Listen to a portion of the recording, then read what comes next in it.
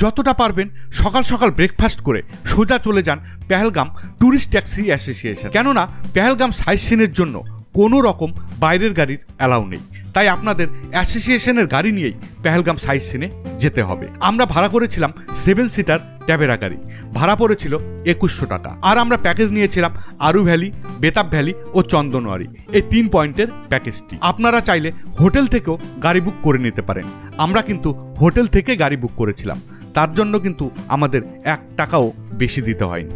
Leader নদীর পাশ ধরে আঁকাবাঁকা পাহাড়ি পথ ধরে চারিপাশের অপার সৌন্দর্যকে উপভোগ করতে করতে আপনারা পৌঁছে যাবেন আরু ভ্যালি পার্কিং পয়েন্টে। পেহেলগাম থেকে আরু ভ্যালির দূরত্ব মাত্র 12 কিলোমিটার, আসতে সময় লাগবে প্রায় 30 মিনিটের মতো। আরু ভিলেজে পৌঁছে প্রথমেই দেখে নিন ল্যাভেন্ডার পার্ক। আপনারা এই পার্কে নানা ধরনের অ্যাডভেঞ্চার অ্যাক্টিভিটিসও করতে পারেন। এরপর আপনারা যাত্রা শুরু করুন আরু ভ্যালির উদ্দেশ্যে। আপনারা হেঁটেও পৌঁছাতে পারেন, আবার ঘোড়ায় চেপেও পৌঁছাতে পারেন আরু ভ্যালিতে। একজনের জন্য ঘোড়া বাবদ খরচ পড়বে মাত্র 300 টাকা।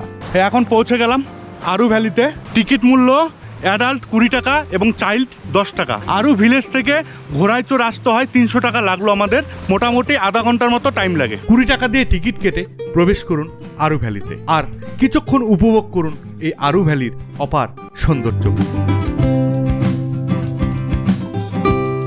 প্রায় ঘন্টা দেড়েক আরু ভ্যালিতে সময় কাটিয়ে এবার রওনা দিন পরের গন্তব্য চন্দনওয়ারির উদ্দেশ্যে। আরু ভ্যালি থেকে চন্দনওয়ারির দূরত্ব মাত্র 28 কিলোমিটার। প্রায় ঘন্টাখানেক জার্নির পরই আপনারা পৌঁছে যাবেন চন্দনওয়ারিতে।